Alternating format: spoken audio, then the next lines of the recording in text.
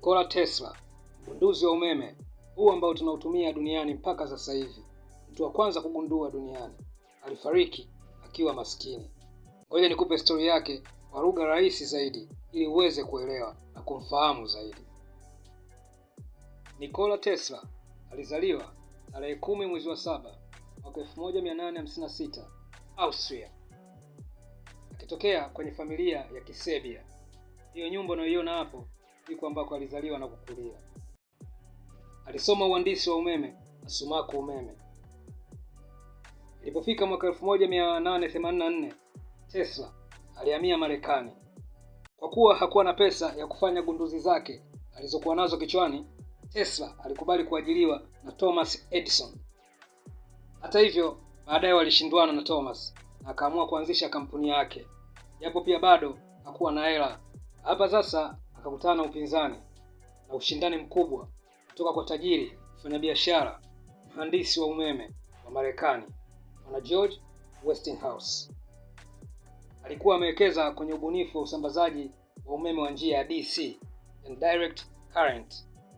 Ila Tesla yeye kichwani kwake alikuwa na ubunifu wa kubadili mkondo wa uzalishaji wa umeme kutoka kwenye DC, na yeye mpango wake ulikuwa ni kupeleka kwenye AC, alternative current, mkondo wa moja kwa moja ambao utatumika kusambaza umeme. Wale ndugu zangu ambao mlikimbia physics, hapo tutakuwa tumeelewana. Nimetumia lugha rahisi zaidi kuwaelekeza. Pamoja na ushindani na upinzani aliokutana nao kutoka kwa engineer George, ambaye alikuwa na hela na alikuwa na kampuni, alikuwa amejipanga. Yeye aliamini kwamba anaweza, na kweli Tesla alifanikiwa kufikia lengo lake la ubunifu, kwani aliweza kupata nguvu ya umeme kwa mkondo wa moja kwa moja wa uelekeo mmoja, AC, na kumfanya engineer George na wenzake kubaki na mshangao, kwani Tesla aliweza kusambaza umeme umbali mrefu na volti ndogo, pia gharama ni nafuu kuliko wao wenye mkondo wa DC. Baadaye Tesla alikuja na wazo la kufanya ugunduzi wa kurusha mawimbi ya radio na TV bila waya. So ikabidi atafute mfadhili atakayeweza kuamini mawazo yake na kutia hela. Kama bahati akapata mfadhili, mfanyabiashara na raia wa Marekani, anaitwa JP Morgan. Akatoa hela ili kudhamini mchongo. Mwaka 1890 Tesla akajenga mnara, na ukawa ndio mnara wa kwanza duniani kurusha mawimbi ya utangazaji wa radio na TV. Yaani kwa kifupi, watu walianza kusikiliza radio wakiwa wanapata mawimbi kupitia antena zao kwenye kifaa husika. Kama vile ambavyo unaona leo hii tunasikiliza radio kupitia antena, tunaangalia TV kupitia antena, kupitia dish. Yeye ndo mtu wa kwanza kuvumbua na kufanya hiyo kazi iweze kukamilika. Hii ikamletea migogoro sana na wagunduzi waliogundua radio, kwani waliamua kwamba kumfuta kwamba yeye sio mgunduzi wa mawimbi ya radio na kusema wao ndo wameagundua. Na baada ya kuona migogoro imekuwa mingi, mfadhili akaona mambo yashakuwa mengi, akajitoa kuendelea kumdhamini Tesla. Japo kwa baadaye mpaka leo Tesla anatambulika na kupewa heshima kama mwanzilishi wa mawimbi ya utangazaji wa radio na TV duniani. Ilipofika mwaka 1891, Nikola Tesla alifanya uvumbuzi mwingine ulioshangaza dunia.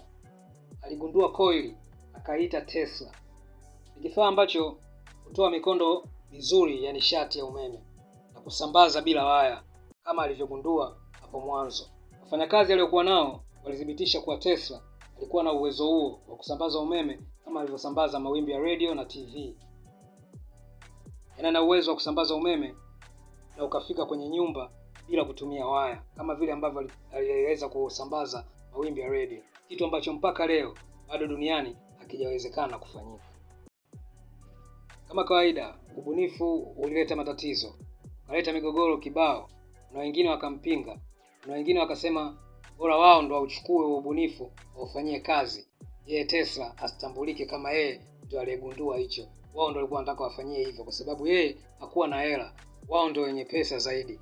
Wao walikuwa wanaamua bora kama anataka wazo lake liende, ugunduzi wake uweze kufanya kazi duniani, aweze kusambaza umeme bila waya, basi hilo wazo, mpango mzima mchoro mzima alivyouchora, awauzie matajiri wenye hela, alafu yeye akae pembeni. Nikola Tesla akaona hapa wananiletea utoto udogo, akaamua kuficha makaratasi na kuachana na huo mchongo. Ilipofika mwaka 1893 waliungana Tesla pamoja na George ambaye alikuwa ni mwekezaji kwenye umeme wa usambazaji wa DC. Waliomba nafasi ya kufanya onyesho kwenye maonyesho ya kimataifa Chicago, maonyesho ya kusherehekea kumbukumbu ya miaka 400 ya uvumbuzi Ulaya na Marekani, na walifanikiwa kupata nafasi wakaonyesha uvumbuzi wao. Tesla, kutokana na uvumbuzi wake, watu walimuelewa sana, akapata shavu, akapata mchongo wa kujenga mtambo wa kuzalishia umeme katika maporomoko ya maji Niagara kama unavyouona, na huu ndo ukawa mtambo wa kwanza duniani wa kuzalisha umeme kwa kutumia maji. Hapa hakuna aliyebisha, walimpa heshima yake na alipewa umiliki wa hati 9 kati ya hati 13. Kumbuka, tuna bwawa Tanzania la Mwalimu Nyerere, tunazalisha umeme kwa kutumia maji. Na kukumbusha tena, hilo ni wazo la Tesla ambalo alilitoa mwaka 1893 duniani. Tarehe 13 mwezi wa 3 mwaka 1895, jengo la ghorofa ambalo alikuwa anaishi Tesla, likiwa na ofisi yake na maabara, likashika moto na kuunguza sehemu karibu yote ya maabara na ofisi yake, na kusababisha vitu vingi alivyohifadhi, hata bunifu zake nyingi na gunduzi zake za baadaye zote ziliungua. Na Tesla alikiri kwamba hajui kama ataweza kurudisha vilivyopotea hata akipewa kiasi cha pesa cha kiasi gani. Japo kwa ushindani aliokuwa anapitia, unaweza ukadhani labda una mtu kutokana na kuona kwamba anawazidi sana ubunifu na gunduzi mbalimbali, kama vile walimsababishia huo moto. Bwana Nikola Tesla alikuwa akitumia muda wake mwingi sana maabara kufanya baadhi ya gunduzi mbalimbali.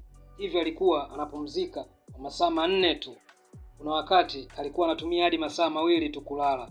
Na ndiyo sababu iliyomfanya asiwe na mke na hakuwahi kuoa maisha yake yote mpaka kifo chake, na wala hana mtoto hata wa kusingiziwa. Tesla pia alikuwa na uraibu wa kupenda sana kucheza kamari. Hivyo inaaminika alikuwa akiliwa pesa nyingi sana kwenye majumba ya kucheza kamari, ambako alipendelea sana kwenda kama Baba Levo, ikiwa kama vile sehemu ya kurefresh mind. Akichoka na ubunifu wake huko maabara, anaenda zake casino, ndo anaenda kucheza kamari, ndo sehemu ya yeye kuweza kurefresh mind. Kwa upande wake yeye, mapenzi hayakuwa mchongo. Mapenzi kwake ilikuwa sio issue. Ana demu, ana mtoto na ana habari. Yeye na maabara basi. Kwa mujibu wa watu waliofanya naye kazi, wanasema Tesla alikuwa ni mtu msiri sana ambaye hakupenda wajue gunduzi zake. Hata makampuni yaliyokuwa yakitaka kufanya naye kazi kwa kuwekeza pesa ili Tesla ashirikiane nao na kuwaonyesha bunifu zake zijazo, Tesla alikataa. Na ndio sababu mpaka leo tunatumia ubunifu wake wa kusambaza umeme, ugunduzi ambao Tesla mwenyewe alisema umepitwa na wakati, na ana ugunduzi mwingine bora zaidi usiotumia waya, ni mawimbi tu, na umeme nguvu itakuwa ni kubwa zaidi ya hii tunayotumia sasa hivi. Spidi pia itakuwa ni kubwa zaidi ya hii tunayoiona sasa hivi, na pia gharama za uzalishaji na mtumiaji wa mwisho atakuwa anatumia gharama ndogo zaidi. Magari ya kisasa yanayotumia umeme hybrid yanayoitwa Tesla ni heshima kwa Nikola Tesla kwa ugunduzi wake, kwani tayari alikuwa ameshagundua engine ambayo inatumia umeme. Hivyo mmiliki wa kiwanda hichi na kampuni hii ya Tesla ya sasa hivi inamilikiwa na bilionea Elon Musk. Yeye ndo akaamua kuipa jina la Tesla kama vile kumpa heshima Nikola Tesla. Kwa sasa Nikola Tesla anapewa heshima anayostahili na familia yake inapata 1% kutokana na gunduzi za Tesla. Kuna sanamu kama unavyoiona hapo, kuna sanamu nyumbani kwao. Hiyo nyumba yao ambayo amekulia hapo unavyoiona imekuwa makumbusho, na wameweka sanamu nje. Lakini pia kuna makumbusho ya Tesla ambako pia kuna sanamu vile vile. Pia ana heshima kama mgunduzi wa mawimbi ya radio na TV. Na mpaka sasa, mpaka leo hii, hakuna ugunduzi wa umeme uliofanyika kufikia level ya Tesla. Swali la kujiuliza, je, angekuwa leo angekuwa anagundua nini huyu mzee?